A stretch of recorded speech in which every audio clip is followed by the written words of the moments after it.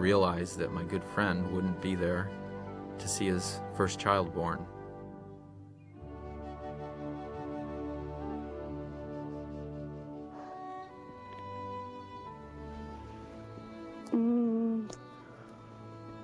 Wait a moment.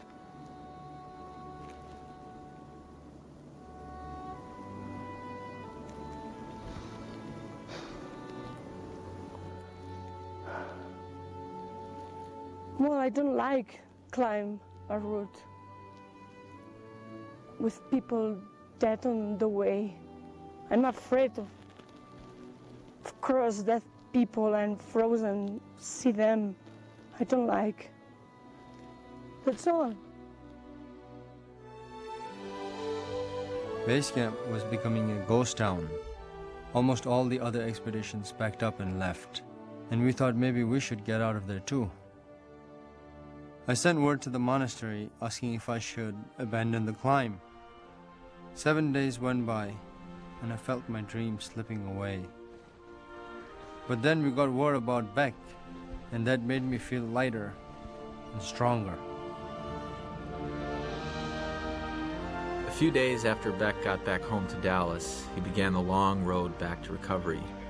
He would ultimately lose both of his hands to frostbite, but he never lost his spirit, never lost his will to live, and it was his remarkable recovery that lifted our spirits. We started to think about going up again, but a strong wind was still blowing a huge plume of snow off the summit, so it didn't look all that great. There's no reason to climb with wind. If it's not possible, well, it's not possible. It's the mountain who said that you can climb or not. I finally got word from the monastery. The gods were not opposed to my quest. Each of the climbers made the same courageous decision. They had to try again. They held a puja ceremony to cleanse their spirits.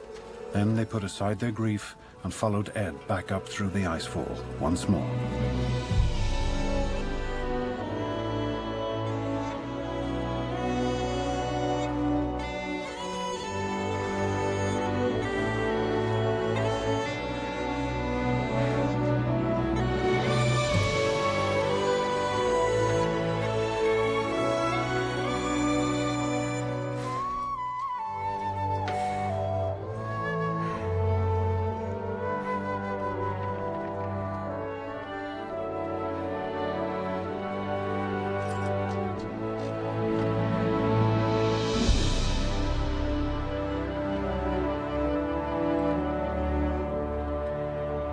When we get up to the middle camp, the wind was still very strong up above.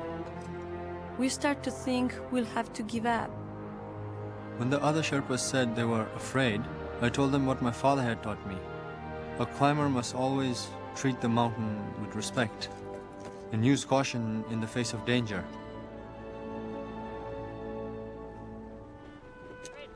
I just wasn't ready emotionally to have Ed trying for the summit again. So I just summoned up my courage and told him to go for it. It was the hardest thing I've ever done. We were running out of time. We decided to go higher so we'd be in position to go for the top, if the wind stopped. But first we had to ascend the Lhotse face, which would be an exhausting 2-day climb.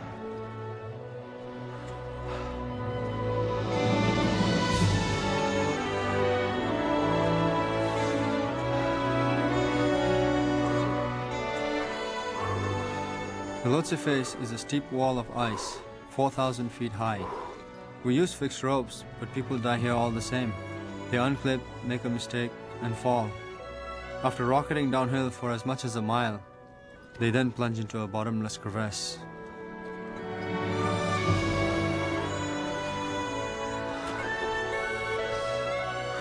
Up here, we really start to feel the lack of oxygen. And that's the biggest danger on Everest. The less oxygen your brain gets, the harder it is to think straight. You believe your mind is sharp, but it's not. Yeah, hi, Roger. At high camp, we're already 3/4 of the way to the top. Finally, the wind on the summit had calmed down. GPS all set up and it's collecting data. At 26,000 feet, it was quite a struggle to set up the GPS receiver, and it worked. Numbers coming in, so I hope you're happy about that. I did not tell Roger that we could see hundreds of rocks that were once at the bottom of the sea. We've got enough to carry without picking up rocks for Roger. You should be able to see us from Kalapatar. May 22nd. The team would try for the summit that night, while Sumio stayed at the high camp as the radio contact, despite her cracked ribs. Ed wondered if Paula had received the video he had sent down to base camp. By the time you get this video, I'll be heading for the summit. If I have to turn around, I will. I'll be very careful. At this altitude, your mind runs in slow motion. You can't sleep, can't eat. Your brain is starving for oxygen, your body is deteriorating, and your muscles are wasting away. That's why the final 3,000 feet is known as the death zone. I was feeling tense, because in a few hours I was going to set out on the climb of my life. It takes about 12 hours to get from high camp to the summit. You have to start around midnight, so you can get to the top by noon. Ed was going to climb without oxygen, so he started at 11 that night, an hour before the rest of us. At midnight, it was 30 below zero. Araceli, Jamling, and 5 Sherpas packed up their oxygen supplies and started for the summit, following Ed's trail.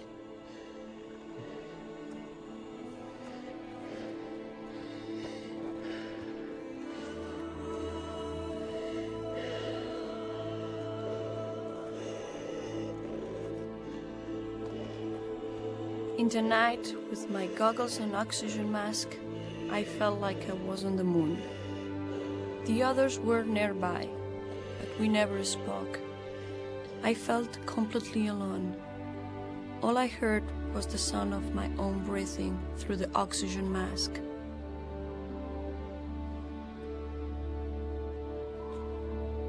High on Everest, there is nothing to breathe. There is only a third as much oxygen in each breath as there is at sea level. Most climbers need bottled oxygen up here, but not Ed. You stagger along, every ounce of energy is sucked from your muscles. You just can't get enough air. This is what it must feel like to drown.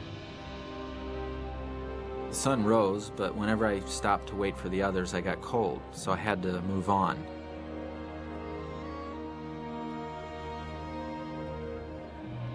I climb without bottled oxygen because I like the challenge. It's just me and the mountain. It's as simple as that.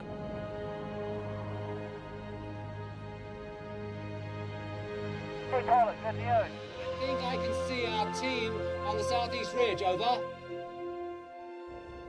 The human body is not built to survive up here. It screams at you to turn around and go back. It took all my strength and concentration just to put one foot in front of the other. I've never been so tired in my life. Sometimes I want to sit down in the snow and rest, but I told myself 10 more steps, and I keep going and going.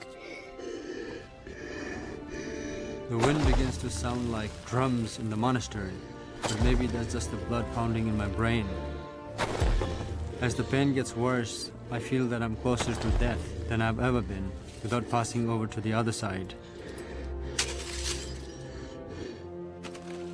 Every half hour, I radioed Sumio. Have you heard from Ed? Have you heard from Ed?